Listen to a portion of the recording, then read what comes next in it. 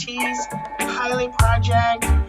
This is part of our monthly video series, and we feature subject experts, academic experts, health experts, and community experts from around the world.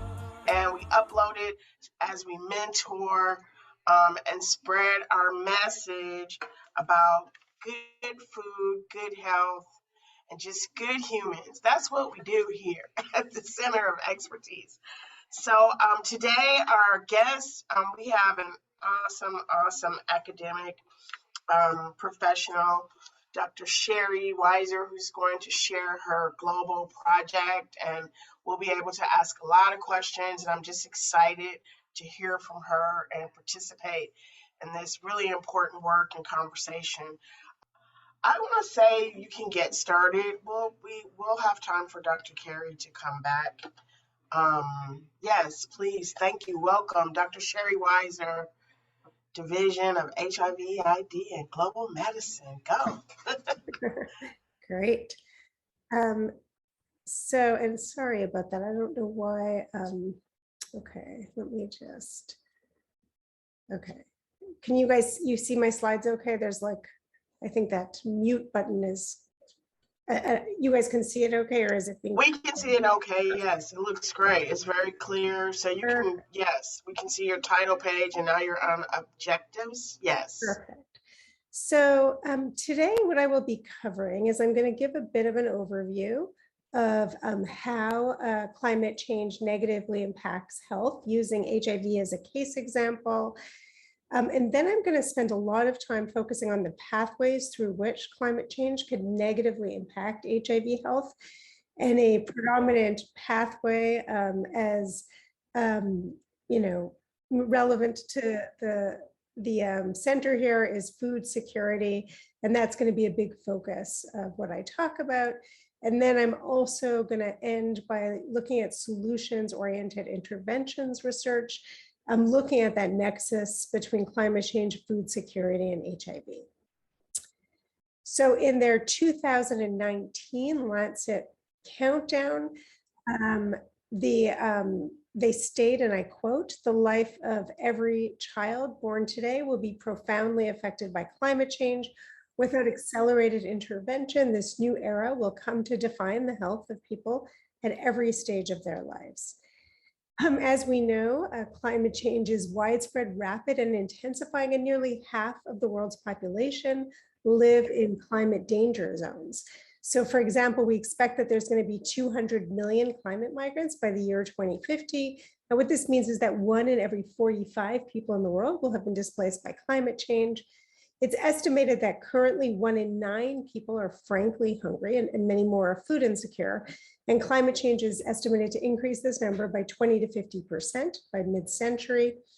As much as 1/3 of the world's population, so up to 3 billion people, will be living in dangerous extreme heat that is unsuitable to human thriving by 2070. And of course, this is very pertinent to the current state of affairs across the US and Europe right now. And finally, climate change is projected to reduce global economic output by as much as $23 trillion by mid-century. So Dr. Samuel Myers of the Planetary Health Alliance created this useful schematic that really shows how disruption of our planet's natural systems shapes our health. So you see that anthropogenic change, which are just alterations that result from human actions, are driving fundamental ecologic changes. And these changes include pollution, biodiversity loss, land degradation, resource scarcity, and climate change. And the scale of our ecologic footprint is just simply enormous. So as you all know, our humans have degraded air, water, and land systems across the globe in unprecedented ways.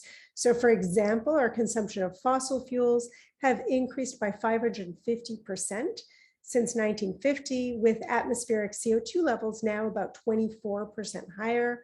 We use nearly half of accessible fresh water and about half of the planet's livable surface to grow and raise our food. We have dammed 60% of the world's rivers and cleared nearly half of temperate and tropical forests. Oceans are now about 30% more acidic than they were during the Industrial Revolution, and species extinction rates are now 1,000 times higher than baseline rates. So these rapidly changing environmental conditions we know in turn affect our air quality, food production and water access, and exposure to infectious diseases and natural hazards. And then these changes in those proximate causes or those exposure pathways influence every dimension of human health and well-being, from malnutrition to infectious disease to chronic disease and mental health. And this slide briefly illustrates what some of those health impacts are. So to just highlight a few things, extreme heat is responsible for more deaths in the US than all other weather disasters combined. And we know that health effects range from heat stress and heat stroke to worsened pre-existing chronic diseases and cardiorespiratory diseases and mental health conditions. We know that natural hazards can contribute to injuries, cardiorespiratory problems, and psychological trauma, and changes in vector ecology that I'll get to a little later contribute to higher prevalence of diseases such as malaria, dengue, and Lyme disease. And what is not captured here, however, is the many ways that climate change also harms our social well-being by disrupting family and community life, creating persistent livelihood and financial instability, and driving pessimism, helplessness, and anxiety about the future. So for example, 60% of young people today have extreme anxiety about the state of the future. In terms of wildfires, the acute impacts are obvious ones like burns, injuries, and death, but longer term consequences can include poor mental health and chronic exposure to chemical and toxins that are initially released by the fire, but then collect in our soil and water. And also we know that wildfires contribute to cardiorespiratory problems and premature death from wildfire smoke and ash. And also we know that displacements due to wildfires, as we've seen in California, can drive persistent poverty, homelessness, and disruption in healthcare access. So climate change, we know, drives significant disparities among systematically marginalized individuals, such as people of color, low wealth communities, migrants, and the elderly. And this is often referred to as the climate gap. So these populations have contributed least to climate change, but are disproportionately impacted by negative health effects. So they have a higher likelihood of exposure to climate hazards due to economic, racial, and other injustices. So for example, they're more likely to live in low wealth areas that offer little protection from flooding, or in urban areas prone to extreme heat. And these compounded vulnerabilities mean that they experience more negative consequences due to their inability or difficulties based on their circumstances in anticipating, coping with, recovering from, and adapting to climate change impacts. And these two maps show just how glaring the climate gap can be. So on the bottom left, we see that the countries with the highest per capita CO2 emissions, so the greatest consumers like US, Canada, Australia, and Russia, have the lowest mortality linked to climate change, which you can see in the map on the top right corner. And meanwhile, the areas with the lowest per capita emissions, such as South America and Africa, we know suffer some of the highest climate-related mortality rates. And just to give one example, we can see the climate gap in terms of extreme heat in California. For example, in Los Angeles, African Americans are twice as likely to die from heat waves compared to other residents, and agricultural workers are 35 times more likely to die due to occupational heat exposure. So in a study of over 100 American cities, formerly red line neighborhoods are now 5 degrees hotter on average during the summer. And these neighborhoods we know have less access to air conditioning, fewer trees, and then more paved surface that really trap and radiate the heat, which is known as the heat island effect. So now let me turn to the HIV/AIDS epidemic. And it's not surprising that these two massive public health threats of our time are linked, since we know that both climate change and HIV preferentially target those who are most vulnerable among us. And as you can see, many of the regions of the world already suffering from the greatest HIV burden, shown in these pink and purple colors in the top map, are also those projected to be most vulnerable to climate change, as shown in the red and orange colors on the bottom map. And this is because some of the same effects of climate change that I've just gone over, like food insecurity and migration, also contribute to the spread of HIV. So I want to just take a minute to remind everyone where we're at with the HIV epidemic. So in 2020, about 37.7 million people were living with HIV, and there were still 680,000 HIV-related deaths globally. And the death rate, of course, has gone down quite a bit, because in our lifetime, we've seen HIV/AIDS go from a death sentence to a chronic manageable illness. But climate change threatens to reverse all of this progress we've seen in HIV/AIDS over the past several decades. So here is a conceptual framework that my team and I developed to understand the bidirectional links between climate change and HIV. And we've been testing this model empirically in studies. So starting at the top of the figure, you see global environmental change, which includes the ecologic drivers from the planetary health model that I reviewed, such as rising greenhouse gases and temperatures, rising sea levels, more flooding and heat waves, among other things. And then these ecologic drivers affect 5 primary mechanisms through which climate change may impact HIV. And these are food and water insecurity, increased migration, higher prevalence of other infectious diseases, erosion of public health infrastructure that then alters health behavior, and violence. And these 5 mechanisms in turn can increase both the risk of acquiring HIV and can worsen health outcomes among those affected. And these pathways are also importantly very interrelated. So for instance, we know that food and water insecurity can contribute directly to migration and gender-based violence.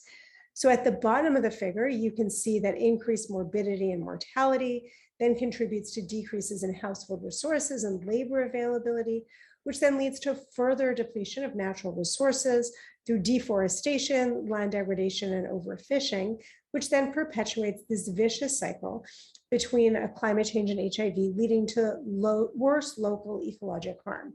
And I'm going to be using this framework to talk to some of the research as well as our own findings. So starting with the water and food insecurity pathway, there's a large body of literature showing that climate change is worsening both food and water insecurity worldwide, and a separate large body of literature showing that water and food insecurity are important drivers of both HIV acquisition risk and worse outcomes among those affected. So access to clean water is fundamental to human health, but 1 in 3 people globally currently lack access to safe drinking water, and over half of the world's population doesn't have access to safe sanitation. And we know that climate change is exacerbating this problem. So by 2025, it's predicted that half of the world's population will be living in water-stressed areas. So in this map, you can see that the deeper blue spots indicate those regions with rapidly increasing amounts of water, and these deeper red spots show regions with rapidly decreasing amounts of water. And both of these cause water insecurity and pose major threats to human health. So water insecurity has wide-ranging impacts on health and well-being. So we know that drought can lead to dehydration and cause undernutrition, which can impair immune responses and also increase susceptibility to infections.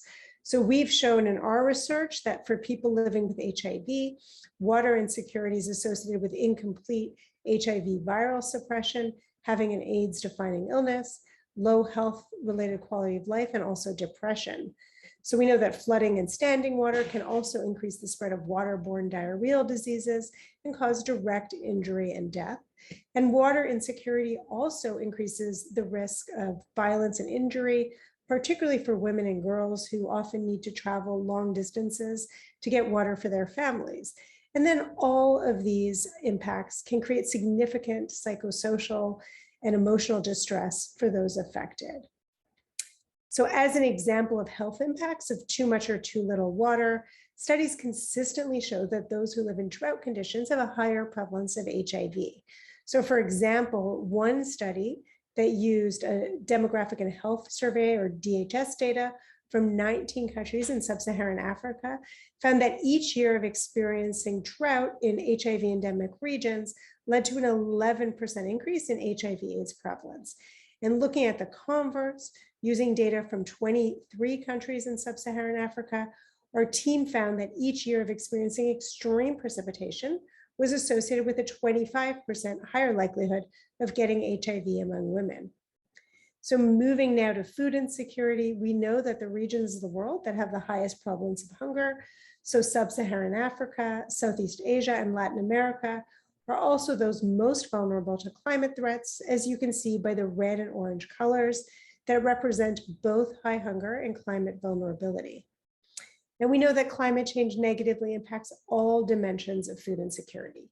So it affects food availability, since drought, high temperatures, and heavy rains can contribute to crop loss, animal death, and migration of fish.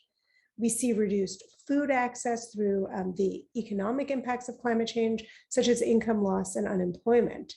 There's reduced food utilization, or the ability to consume a nutritious diet, through worsened diet quality and also food and water contamination.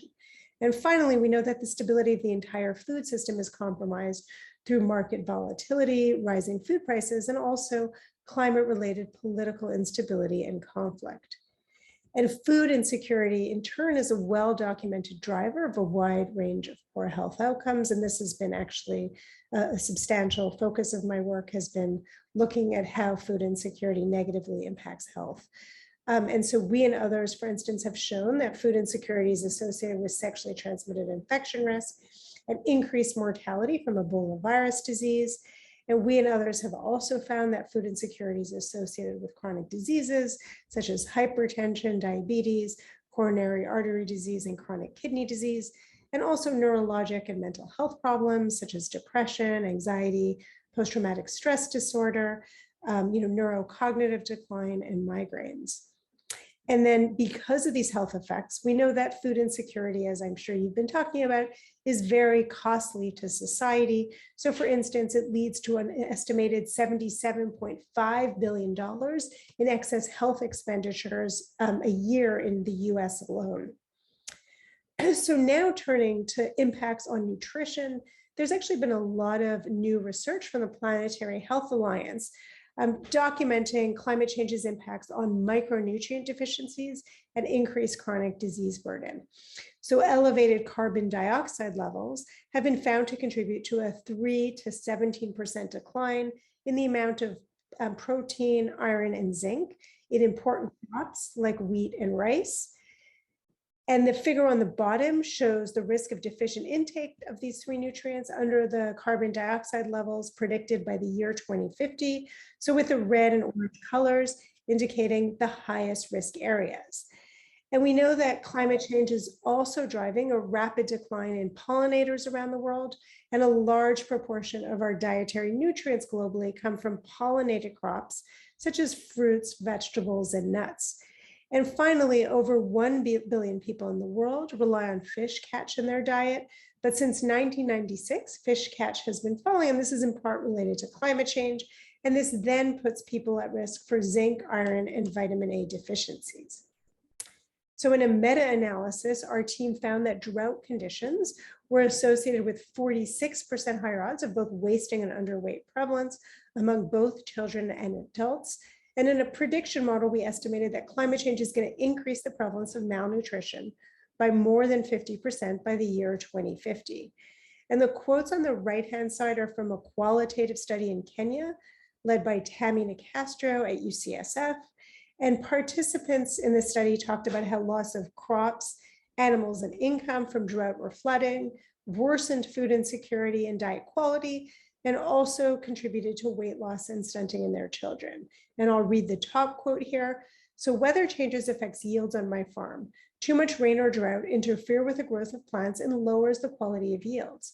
This interferes with our children's growth since they are forced to eat food that are difficult to chew. And these climate-driven changes in our diets can also alter our microbiome and contribute to altered immune responses and inflammation. So for instance, research shows that dietary impacts on gut microbiome can undermine nutrient absorption and then increase risk of certain diseases such as infectious, autoimmune, and cardiometabolic diseases, and even mental health and neuropsychiatric problems due to an activated immune system. And in our research, we've also shown that food insecurity can impact inflammation. So for example, in a national cohort study among women living with HIV in the US, we found that food insecurity was associated with higher levels of inflammatory markers, such as TNFR1 and interleukin-6 in adjusted analyses. And importantly, we saw significant effects among people who were both virally suppressed and had high CD4 cell counts, suggesting that viral control did not explain associations. And then we hypothesized that this inflammation may be on the causal pathway between food insecurity and higher HIV morbidity and mortality. And this is consistent with our other studies that show that food insecurity is associated with worse HIV outcomes along the entire cascade of care. So from HIV acquisition to missing clinic visits, to worse adherence to HIV therapy, to higher HIV-related morbidity and mortality. So now moving on to the migration pathway, climate change is anticipated to drive one of the largest, if not the largest, migrations in human history, which has many negative consequences for health and well-being. So we know that migration can increase the risk of acquiring HIV and can worsen outcomes among those affected. So studies show that climate change can influence migration directly, such as through forced displacements from sea level rise, floods, and hurricanes, and then also indirectly by amplifying the socioeconomic and political drivers of migration. So for example, crop failures due to drought, we know can disrupt livelihoods and cause food insecurity, which then increases pressures for affected populations to migrate. And as you can see in the figure, mobility patterns can include migrating away from climate affected areas, such as moving from coastal areas inland and from rural to urban areas. But people may also migrate into areas with climate risks, particularly if they're living in a region that's highly susceptible to climate change. And finally, immobile populations may be the ones to fare the worst in terms of their climate and health risks due to their inability to migrate. And there are significant health consequences of forced migration from climate change. So in terms of HIV, we know that migrants have enlarged sexual networks and higher exposure to gender-based violence. And they also have lower access to HIV prevention services, all of which can contribute to higher risk of HIV acquisition. And then once affected, they may have worse access to HIV care and treatment services, which would impact their outcomes. So beyond HIV, we know that infectious disease outbreaks are common in refugee camps and crowded settlements, and disruptions in livelihoods and social networks can also put people at risk for malnutrition and poor mental health impacts. So for migrants who move specifically from rural to urban areas, there's also an increased risk of chronic disease due to characteristic lifestyle and diet changes, as well as disruption in their healthcare access. And I should briefly point out the flip side, since of course for some, mobility can actually provide a pathway to health improvement by offering safety from violence, reduced food and water insecurity, and access to better healthcare. So in our work, we actually found that there may be gender differences in climate-related migration. So in a recent analysis using demographic and health survey data from 23 countries in sub-Saharan Africa, in adjusted analyses, we found that women had higher odds of migration in both conditions of drought and excessive rains, while there was no significant associations for men. And this has important public health implications since female migrants may face unique health challenges, including risks to reproductive health and an increased risk of gender-based violence. So on the right-hand side is a quote from the qualitative study I reviewed earlier. And floods were viewed as a huge contributor to migration due to destroyed crops, home, and infrastructure. And here's a quote: "Floods have increased because you find when it rained last, places like Modi were so affected to an extent that those who lived there were forced to relocate to other places. There were some homes that were completely destroyed." Another important pathway is infectious diseases. And climate change can directly increase incidence of infectious diseases, such as vector and waterborne diseases. And we know that higher prevalence of diseases, such as malaria and diarrhea, can have negative health impacts for people living with HIV. So we know, for instance, that mosquitoes kill 1 million people a year from diseases like malaria and West Nile virus, and mosquitoes are the world's deadliest creatures. But since mosquitoes species are very sensitive to climate and weather changes, changing climate conditions are shifting their geographic range. So these maps show the current distribution of the Aedes aegypti mosquito that cause Zika virus and dengue fever, and also how this distribution is going to change by the year 2080 under current emission levels. And you can see that the mosquitoes are projected to move away from some areas, but also into entirely new areas that don't have existing immunity and public health infrastructure. And that's going to be particularly harmful for people who are immunocompromised, like HIV-infected individuals.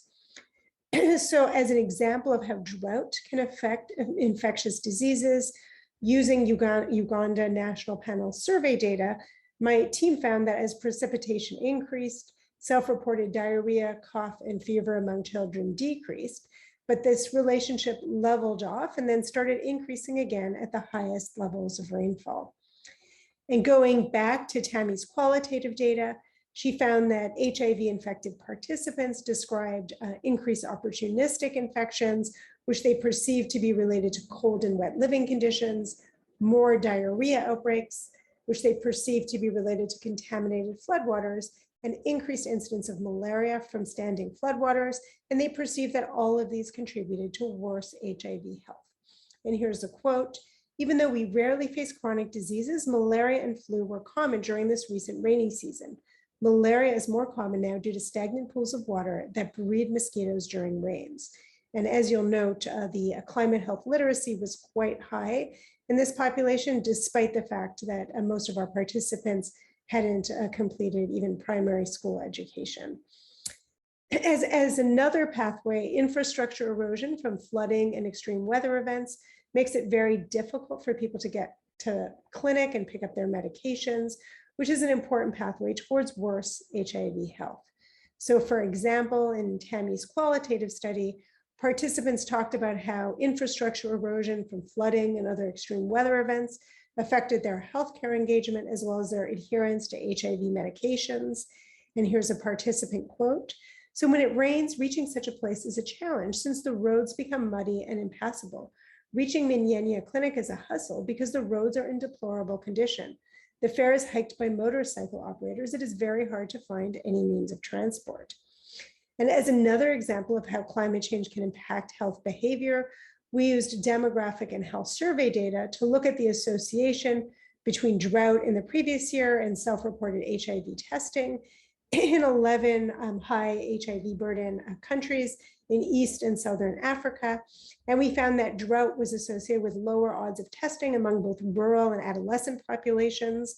And we hypothesized that these populations may be more vulnerable to income shocks and food shortages from drought, which then may impede their access to healthcare in general, which includes HIV testing.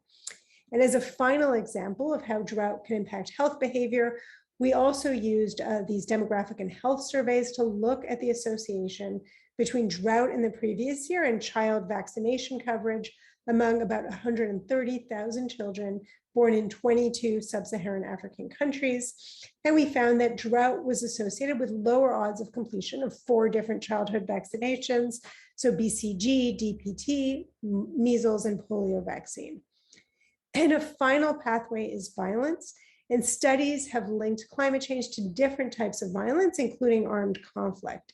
And experts, in fact, estimate that 3 to 20% of the conflict risk over the past century is influenced by climate variability or change, but there's little data on climate change and intimate partner violent risk, which is a key pathway towards worse HIV acquisition and worse outcomes among those affected. So we also recently looked at whether drought was associated with intimate partner violence using DHS data in 19 countries in sub-Saharan Africa. And we found that among about 84,000 women living in severe drought conditions, so had higher odds of having a controlling partner, reporting physical violence and sexual violence. And you can also see similar results among women reporting mild and moderate drought, but you can see that the The results are slightly attenuated, consistent with the dose response effect. And in a recent systematic review, the authors also found that hurricanes, heat waves, and tsunamis were also associated with increased risk of violence against women and girls. For example, intimate partner violence risk was nearly 2 times more likely among women in India affected by tsunamis, and 5 to 8 times more likely among American women affected by Hurricane Katrina. So now let me turn to the more hopeful part and talk about solutions, because there's a lot we can do to tackle how climate change is affecting human health and well-being. So according to the Lancet Commission on Climate Change and Human Health, acting on climate change is in fact the greatest global health opportunity of the 21st century. And this is because we know that climate solutions have many critical health co-benefits. For example, if we decrease fossil fuel emissions by driving less, we're going to decrease the 7 million deaths a year attributable to air pollution and the 5 million deaths linked to physical inactivity. And the health sector has a critical role to play here. Recently, the Department of Health and Human Services put forward 8 critical roles of the health sector in working towards climate change solutions. And to name a few, these include advancing knowledge on climate and health equity links, building health-based climate adaptation and resilience, advancing health equity and climate justice, and building a climate-ready health workforce. And while we won't have time to cover solutions in all these areas, I'm going to actually focus on solutions that have health and environmental co-benefits, specifically focusing on the food insecurity pathway, but as well as some of the other pathways from the conceptual framework that I reviewed. So for approximately 10 years, I've been working with Craig Cohen, who's my co-PI, and Elizabeth Bakusi from the Kenyan Medical Research Institute on an intervention study in Western Kenya, which we call Shamba Maisha, which means farming for life in Kiswahili. And this is an intervention that is responsive to climate-related drought, water insecurity, and food insecurity as a way to improve HIV health outcomes. And the intervention includes a loan to purchase a human-powered water pump that then enables people to irrigate their land during the progressively longer dry seasons. And it also provides training in sustainable farming practices and financial management. And as an environmental benefit, farmers are practicing regenerative agriculture, so they're helping to replete the soil of essentially depleted nutrients. And here's our intervention framework.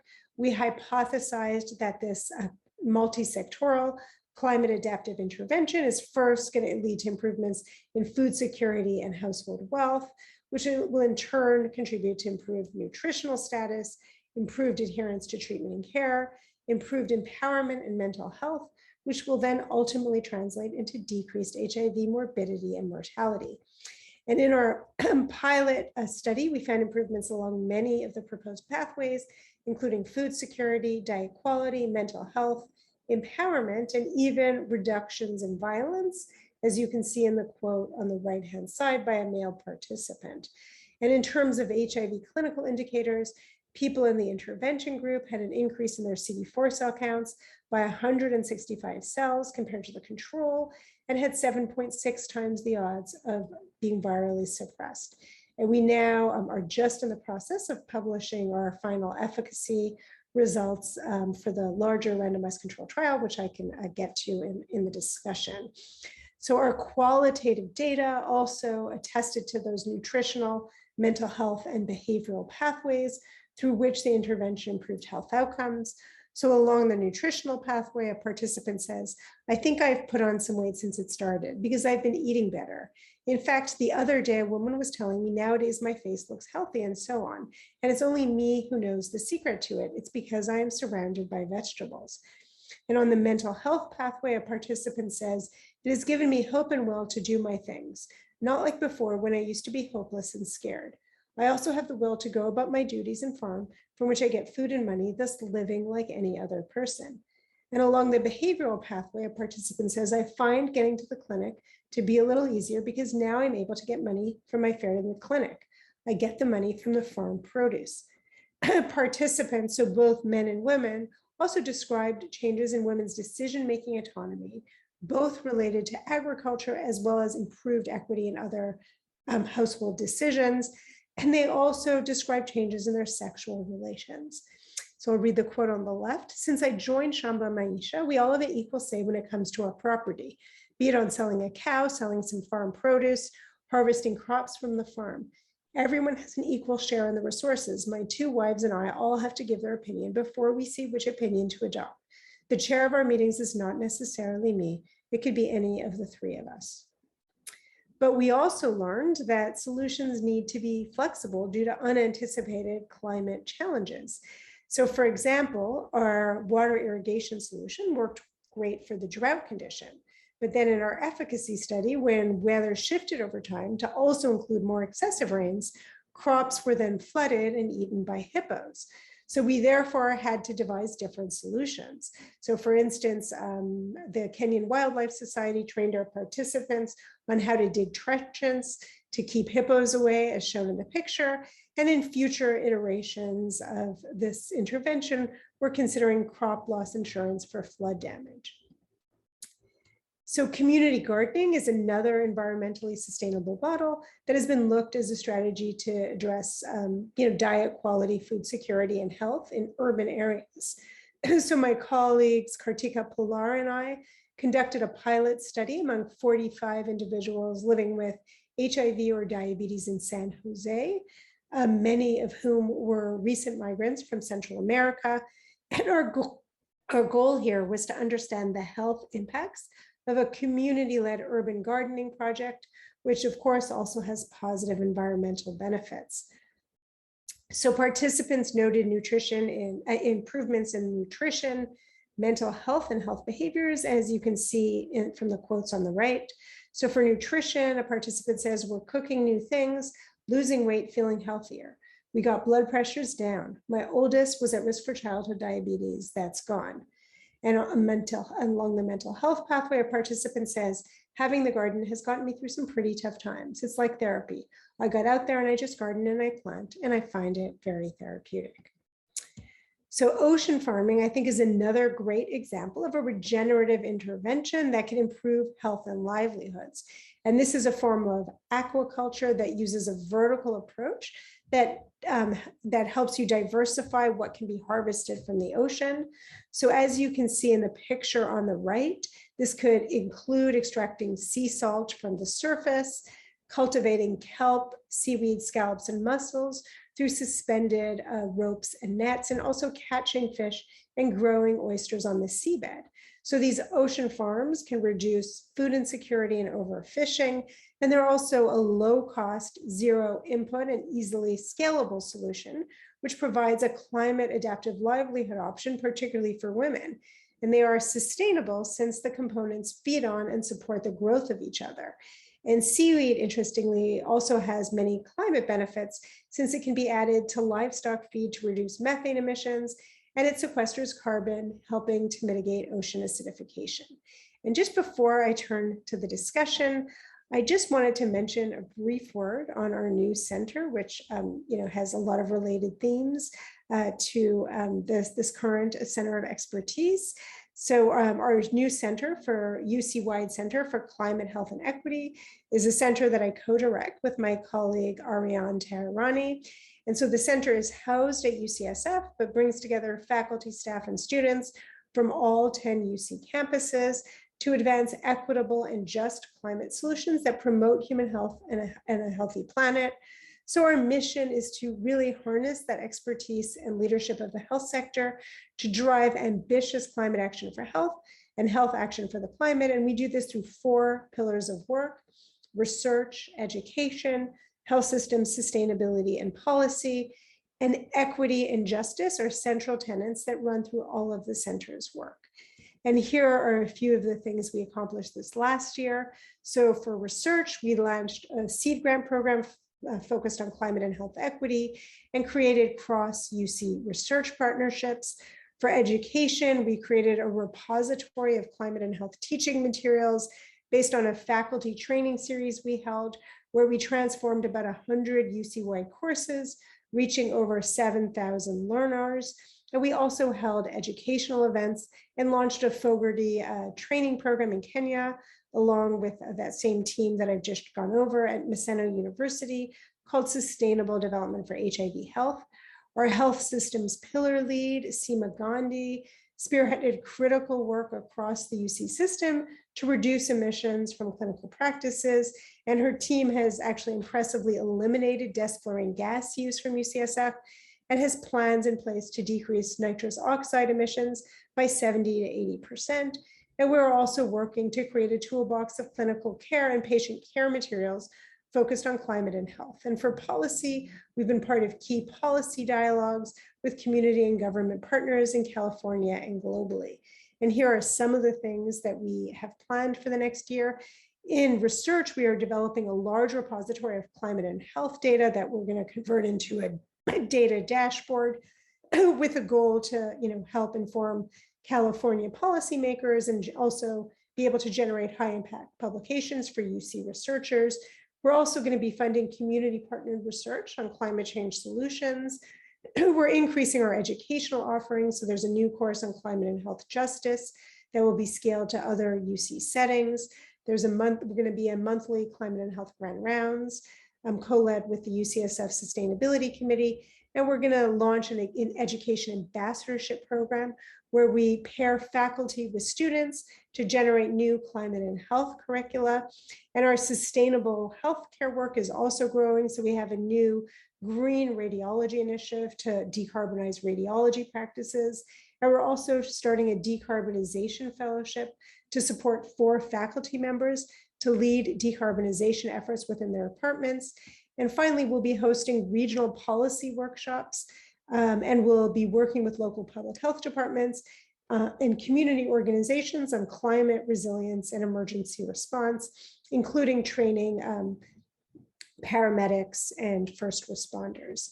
So in summary, we've seen that climate change is worsening the HIV epidemic worldwide, and these very same mechanisms affect many health conditions. Turning to the positive, we've also seen that we have an opportunity to design interventions that are both good for the environment and improve health. So going forward, we know that climate solutions should consider health in the planning, and there's a great opportunity to bring the healthcare sector to the front and center of these solutions. There's no greater threat to humanity, so we need to bring the entire community together to effect rapid change. And thank you very much. I will end there. Great. Thank you so much. That's really well put together. I mean, it's a lot of information, and I think really relevant to what we've been trying to develop over the past year. So I think I'll let other people, if they have any other questions or comments, to start out, and then I definitely have a couple to mention too.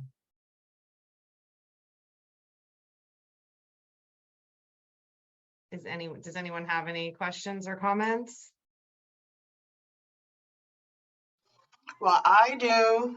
I didn't want to seem like I was dominating everything, but I'm in Los Angeles, so I was looking at that data from all over, Dr. Weiser.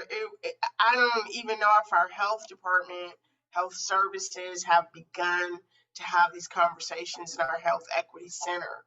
It's just, it just really complicates things. So on that theme, like, how do we advise as community participatory research partners and community level support to institutional academics, scientists? This makes me think I have to sit down with our community health workers and really rethink how we're going to approach our work going forward. And it just seems like a big lift, So I think globally, my perception is, of course, they have to adapt, because I believe we have some better infrastructure. But I'm really questioning that. You're making me question that value I had. And so I just wonder, what would you say to me so I can tell my, community how to prepare for what's coming in the future, let go of some of what we know and be open to you teaching us new things. Yeah, that's a great question. So first of all, I think we shouldn't, I think that a big role that we're hoping that our center is going to play and that we can all collaborate on together is using, our voices. So community organizations' voices, the sort of voice of health professionals to really elevate the importance of this work and have, health professionals as, somewhat trusted leaders in society. Obviously, that's changed over the COVID pandemic, to really use their voices to demand and instigate action. So I think there's a lot of advocacy in this work, because if we're talking about preventing climate change, we want to both mitigate climate change, and then we also need to adapt to it. And I think that there's a really important role for health professionals to play in both of these domains. In terms of adaptation, it is a huge lift. And I think that you're right. Health has been not central to the sort of climate agenda worldwide. And so I think that one of our big goals is to really elevate the role of health. Fortunately, like the National Academy of Medicine, the American Medical Association, the Department of Health and Human Services, are all doing that. But so the Department of Health and Human Services, now has a sort of office on climate and health equity, and they are pushing forward a lot of work, but they don't have hardly any funding.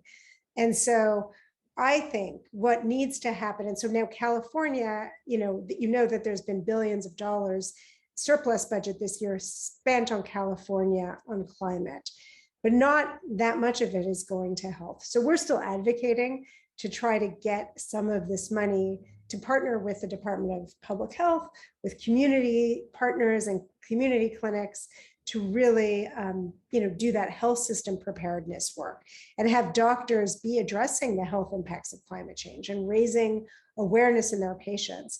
Our health professionals, vast majority of health professionals learn nothing about climate and health impacts, even though it is our #1 public health threat of the century. It is not taught in most health professional schools. So how can health professionals be the sort of vehicle of change if they don't even know about these things? So I think we're sort of trying to have a huge push towards changing education. And I think that partnership with communities is just critical at every level to co-develop both the educational programs, the research, the interventions, the policy changes, because it is communities that are being most impacted. And so we need to work with impacted communities to devise those solutions. And we're hoping to, start some of that, with our center, but we of course need a lot more. And we need, all of you and, everyone that we could partner with to figure out how to do this, effectively in the years to come. We have to get you on a road show, Dr. Weiser. You're going to need some backup dancers. We're going to book you all over Southern California. I mean, just amazing awareness. Thank you so much. Thank you. My pleasure. Anyone else have a question, comment? You can also use the chat. We will be posting up Dr. Weiser's information that she's ready to publicly release.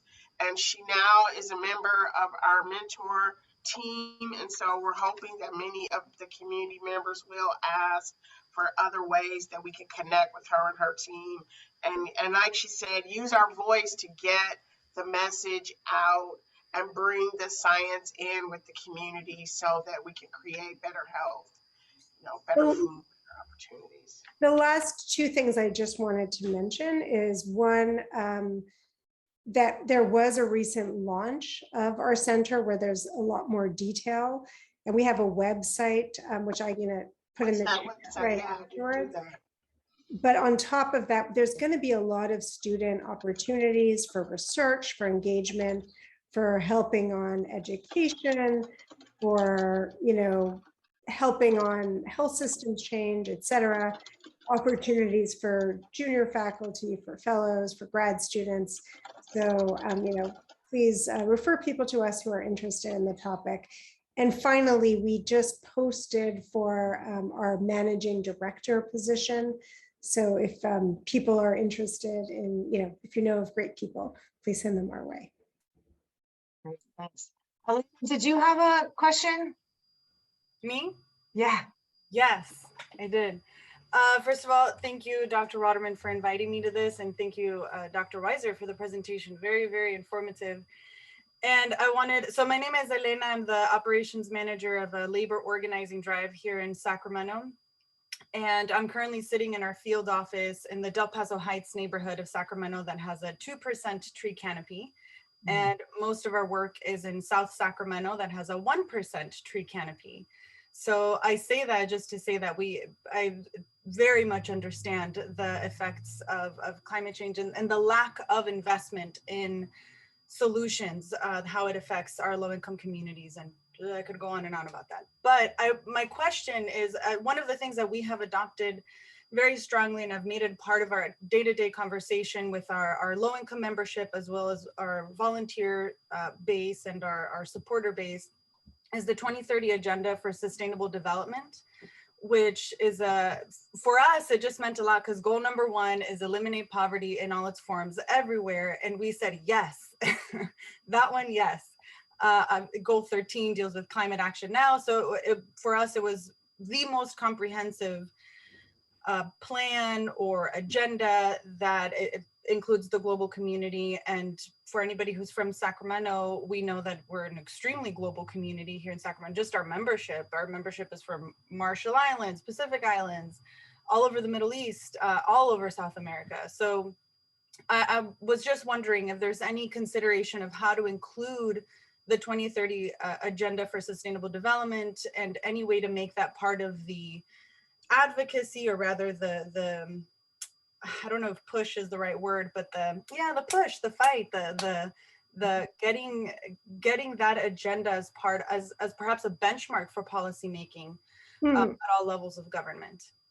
That's a great comment. And I will actually say you're definitely preaching to the choir, because our fellowship that we created in Kenya is called Sustainable Development for HIV Health. And we do use the Sustainable Development Goals as sort of a really important way of thinking about it. And in fact, I think it has been, very linked to my trajectory. So I started my work really focusing on addressing food insecurity and poverty. And that's where I spent a lot of my career, and then bringing in discrimination and stigma, racism, et cetera, gender inequality. And then I came to climate later on, when I was realizing that in addressing all of these issues, so this was about 6, 7 years ago, maybe 8 years ago, you cannot address those issues without addressing climate change, which is driving all of those issues. So I think that these sort of cascading and compounded impacts of climate change, about how climate change is worsening poverty, worsening inequalities, driving, those increases in health disparities, is a very critical lens to look at it. And I do think in terms of this sort of international health community, the SDGs are linked to how people are thinking about climate and health. But thank you for that really important insight. Thank you, Elena. I've been working with her. I actually have their newsletter. They just celebrated their 49th anniversary. So they have the SDGs in English and in Spanish, and have really been doing a lot of great work.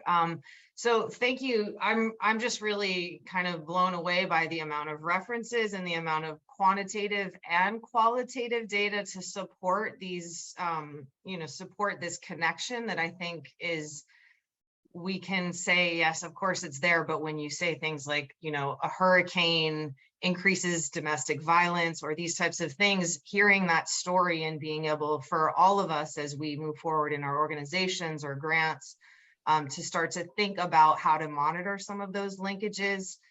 And I guess, this is a large question, but if we're looking for grants, through the center, and I think we should have a follow-up meeting to see how we can learn more from your center already. I'm curious about the climate and health justice course and the health report card. And I think that we can learn a lot from you. But with that, what would you recommend in terms of looking at grants? Like, do you see NIH or NSF doing? I've seen definitely some RFAs that are linking climate change and health. and community involvement. But are there like more grants where there can be loans as well? I guess I'm curious. I think there's a lot of nonprofits and community organizations that are looking for some startup funding too, and that's sometimes hard when it just often is research based. Yeah, no, I mean, I think that it is very frustrating because even if we take, so like now there's maybe 100 million at NIH to address climate and health. And what that compares with is take HIV, and I don't want to decrease the importance of HIV, where there's like more than $1 billion towards HIV, which is one condition. And that compares to like 100 million on climate and health and like maybe 2 billion for diabetes. So even what is available is very little. And I think that even reviewers, so we submitted like a climate and HIV grant, and everybody that reviewed it loved it, but the reviewers didn't get it because they're not thinking, even like the NIH reviewers haven't been thinking about climate and health. This was before the request for applications. So I would say even researchers are trying to figure out how to get funding on climate and health because it hasn't been a hugely funded area. But I do think that a really important thing for both researchers and community partners is to partner together and co-develop that research so that the kind of academics can help, write the NIH grants, but then the community partners can help drive the ideas and what is important to test in their communities and could partner in all aspects of the research design and then get some training on research as well in that process. And I think that is the way to go, even for these NIH grants, is a partner with academics to co-develop a solution. And I think that is a really important way to go. In terms of our center, just the last thing I will say is that we're going to have these policy-oriented workshops for community members. We're going to bring together policymakers and academics and community partners in these sort of workshops focused on climate, health, and equity. And then from that, we're going to co-develop with community partners 2 community partnered pilot programs. And the funding for that, unfortunately, is only $25,000 each, but there will be 2 sort of partnered pilot programs that we have. And then we'll also send around, we will probably have other climate and health seed grants, and we can send around those calls for applications to you guys as well. But I absolutely we'd love to partner with you, because right now, a big task in this next year is going to be developing those partnerships with California-based community organizations, even though a lot of what we do is global because we're UC wide. A big focus for this year is California and, reaching all communities in California. So we would love to partner, and please do reach out to us. Okay, that's great. Two projects that we've been thinking about, and I'm definitely trying to think about using Shambhav and some of your work as a model. One would be to do an intervention with urban agriculture in the Los Angeles area, and then have health outcomes be around probably pre-diabetes and metabolic syndrome, as well as hopefully some surveys on these more qualitative quality of life aspects, and potentially then some climate surveys as well. I mean, I'd like to point out, I think a lot of the data is generated through surveys, correct? Like when you're assessing these types of things. So we would love support in that. And then the second idea that we've been working with over this last year, it would be in Oakland with the sickle cell community. And again, working with people that are using moringa, and moringa would be in both of these projects, and other nutrient dense vegetables to look at, again, obviously health factors for sickle cell, and then quality of life as well. So we need to find an RFA and partners, but that's kind of our hopes and plans over the next year. And linking with you has been a great part of that. So I appreciate your time and Craig's introduction. And he's like, make sure you get her on there. So I'm really happy that this worked out. Yes, well, thank you all so much. It's been lovely to be here.